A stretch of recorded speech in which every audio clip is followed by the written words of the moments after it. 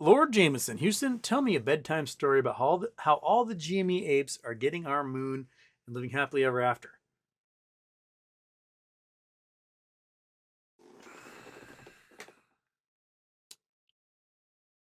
I mean, got to think about the ways GME could possibly go to the moon.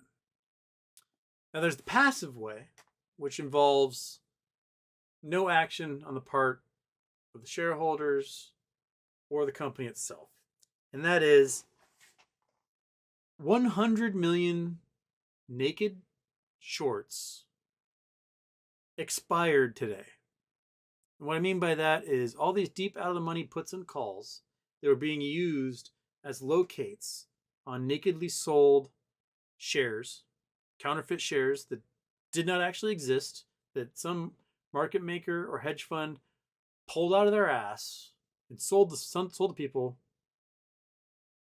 unethically, quite possibly legally, and then were forced to locate or cover their position with a locate, purchase these I don't know what to call them, like Hope Springs Eternal type options that were super cheap and never going to be in the money. And they did this 2 years ago. And now all these 100 million shares have now no longer have locates associated with them, which means T35 is ticking. So either the swap monster has to start swapping like crazy with whom, I don't know, because the derivatives market's getting a lot harder to do these swaps since the ISDA Phase 6, the bankers have made them put up a boatload of collateral to do this stuff. So that's getting more and more difficult. Or they're going to have to go in the options market and spend way more money this time. They probably spent a few $100 million buying these dupes that just expired today, 2 years ago. Now they probably have to spend several hundred million or $1 billion or more to buy more of them. And they may not have the cash right now. There's definitely a cash crunch going on. So one might wonder, where would they get that cash? We know the hedge funds manipulate the crypto market all the time. And we've seen the crypto market start to scream this week for no reason. I mean, Binance got connected to money laundering for criminals, right? For Russian criminals at that. Genesis, not Genesis, the stock, Genesis, the crypto bank, is seeking bankruptcy. FTX is boned. Crypto.com is saying, hey, Tether can't be trusted. We're getting rid of Tether. There is no good reason at all in the crypto market for the price to be doing well. And everyone's like, oh my gosh, my crypto's going up. And we're talking across the board. Saitama coin, which is dog shit, is doing great. It's up like 58% this week. Why? They're a garbage coin. There's Shiba Inu is going nuts. They're all just flying right now. Why? Well, maybe because a bunch of hedge funds are pumping them, about to sell that crap to you, get the hell out, and then use that money to buy a whole bunch of deep out of the money puts and calls that they otherwise couldn't afford. That could be, working into this thing. Regardless, not everyone is going to be able to buy those deep out of the money puts and calls, and they're going to have to find some locates that don't exist. And where are they going to find those locates? They might have to buy them.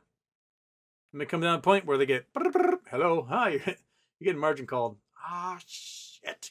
Click. And then the margin calls happen. And they have to go out and they got to buy some shares. And we see some crazy March price action like we did in 2021. If that happens, lock and load, baby. Let's do this thing. And with the liquidity crisis coming, and that price goes up, the ones that were getting margin called and desperately trying to buy out, then they're probably doing better than the ones that all of a sudden see the price skyrocket. They aren't ready for it, and like it might be better to buy deep out of the money calls, buy those like $950 calls and stuff that are way out there, and at least have them like double in value for you as a short hedge fund. So at least you can get a little more capital but the puts aren't going to do it for you. The price is going to fly high again, and those puts are going to be worthless. So going for the the the calls are probably a better option for him. But anyway, getting to the moon. That's the passive way of getting to the moon. Is that those dooms expired? Shit's gonna get wild, and we're gonna rock, right, Kat? Right. So the active way we can get to the moon involves Ryan Cohen doing something dastardly. Now he might be able to join that CEO block. He might be too cool to do it. I don't know, because he's like, well, I have like a Fortune 500 company. I don't know why I need to join you small potatoes, small mid cap guys. I'm one of the big cap dudes now. Maybe he doesn't join. Maybe he does. But he can still utilize, say, the GME marketplace. Let's say he doesn't necessarily join the CEO block, but he talks to him. He calls him up and says, hey guys, I have this GME marketplace. And if you want us to mint you some crypto coins that you can, send to your shareholders to trap some shorts, I've got just the marketplace for you. Come on down to Ryan Cohen's NFT Emporium. We've got all your NFT needs. They can do something like that. They can issue their own. They can. I don't know if you saw the Lambda AI talking about how GameStop's going to fly because the short sellers are screwed. But someone was talking to the Google AI artificial intelligence thing. Was like, hey, is GameStop going to rock it? And Google AI is like, hell yeah, brother, this thing's going to fly. Well, why? Like, well, they have lots of options. They can issue a crypto dividend. They can do special preferred shares. They can offer a cash dividend. They can remove their ticker from America and go put it in the Japanese exchange. It doesn't allow any naked selling whatsoever. They've got plenty of options.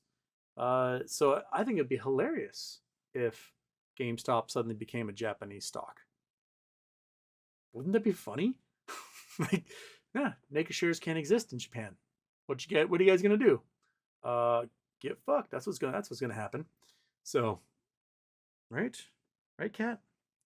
Yes. Put your butt up there. Put your butt up there. All right. You want me to do rock and roll with your tail? Yeah.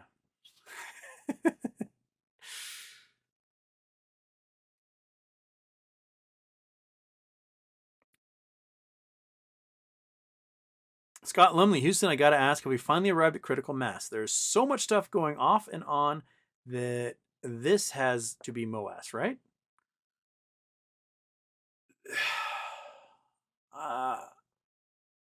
I can be Hope Springs Eternal and say, why not?